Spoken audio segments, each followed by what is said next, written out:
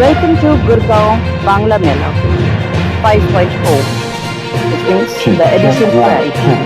And with that note, we'll begin with some one-to-one conversation with Pesuev's stall. Pesuev's stall sounds very interesting, isn't it? So it's peaceful, successful, and eventful. People who are behind this theatre, promoting the theatre fraternity completely. So we will meet the main backbone, main people, Mr. Niladri Dev Chaudhary and Chandrani Chaudhary. Good evening. How are you? Good evening. কেমন আছেন আপনারা? We are doing good, great. কেমন লাগছে এখানে participate করে with your this stall, what we can see হ্যাঁ, with your new project, আক্ষরিক। বলুন নীলাদ্রি। বাংলা মেলার ব্যাপার যখন আমি জানতে পারলাম, তো তখন দেখলাম কি এটা একটা আলাদা সুযোগ হবে। কোনো মেলাতে একটা নাটকের স্টল যদি করতে পারি, তো সেই সুযোগটা পেলাম। সেই সুযোগের নিয়ে আমরা সকাল থেকে 10টা থেকে এখানে বসে আছি। এখন আরো থাকবো ঘন্টা 2-3 আমরা এখানে। খুব ভালো একটা রেসপন্স পেয়েছি আমরা এখানে। আর যারা মেলাতে কোনোদিন কোনো একটা নাটকের স্টল দেখেনি, ওরা খুবই অবাক হয়ে আছে কি এরকম একটা হতে পারে। The whole idea is basically to reach out to as many audience as possible.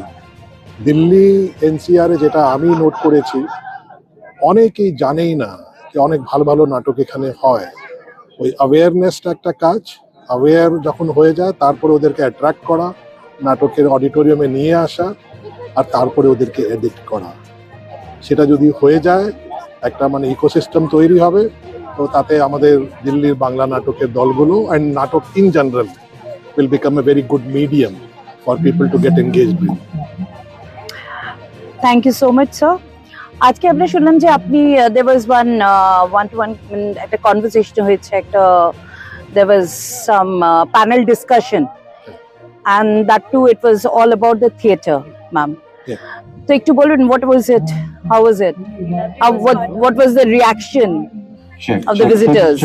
সুমন্তদা ছিলেন, তারপরে আমাদের বিশ্বদা ছিলেন, আমি ছিলাম। আমাকে যখন ইনভিটেশন দিল, আমি বললাম ইতিকথা মানে অত ইতিহাস তো আমি জানি না, আমি আজকের কথা বলতে পারবো।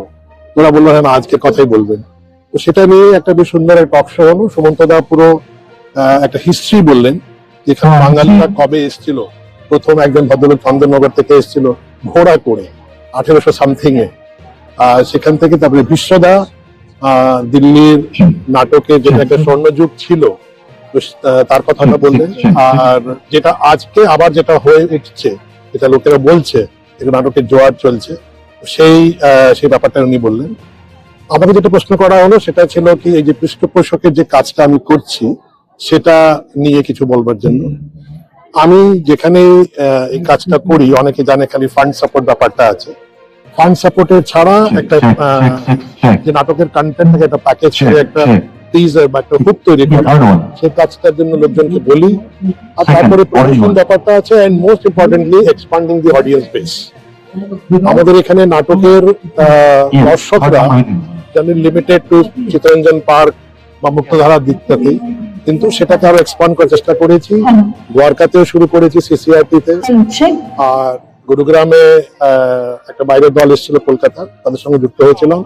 আজকে এখানে একটা অপরচুনিটি পেলাম, আক্ষরিক নাটকটা নিয়ে আসছি 15ই মার্চে। তো ভাবলাম এখানে বসে আর একটা স্টল মতন করে একটা নতুন একটা অভিজ্ঞতা লোকজন পেল, আমরাও পেলাম। আমরা দেখতে পাচ্ছি এখানে আক্ষরিকের অলরেডি দেবাশিস বাবুর আক্ষরিক নিয়ে আসছেন Pesuev Manifest on 15th March, that's Sunday। আর এর সাথে আমরা মনে হয় এখানে কিছু স্পেশাল অফারও রেখেছেন দিস গুরগাঁও বাংলা মেলা। হ্যাঁ, আমি টিকিটের ব্যাপারটা এখনো লাইভে যাইনি। লাইভ মানে বুক মাই শো বা ticket.com এনি আদার প্ল্যাটফর্ম। দেখলাম আজকে একটা সুযোগ আছে, এখানে যারা নতুন দর্শকদের সঙ্গে একটা পরিচয় হবে। তো এই জায়গায় বসে আমরা পুরো সিট অ্যারেঞ্জমেন্ট থাকে সেন্টারে, তো দুটো শো হলেই একটা সাড়ে ছটা arrangement আর একটা আড়াইটে সিট অ্যারেঞ্জমেন্ট। তো যারা আমাদের এখানে স্টলে এসে মানে টিকিট বুক করতে চাইছিল, তো টিকিটটা এখনো অনলাইন করিনি। যারা এসেছিল তাদের জন্য সিট গুলো ব্লক করা হয়েছে, স্পেশাল ডিসকাউন্ট দেওয়া হয়েছে, Check orange. 20%।